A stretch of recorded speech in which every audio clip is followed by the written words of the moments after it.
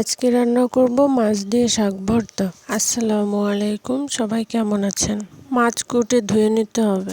সব মশলা একসাথে মাখিয়ে নেব। মশলার ভিতর পরিমাণ মতো তেল দিয়ে নিতে হবে।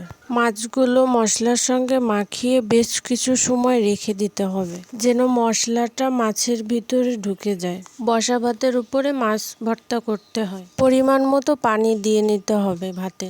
যখন ভাতের পানিটা একটু কমে আসবে তখন মাছগুলো দিয়ে দেব শাকের উপরে। 2টা বাঁশি দিয়ে নামিয়ে ফেলতে হবে। এই তো হয়ে গেল আমাদের শাক দিয়ে মাছ ভর্তা।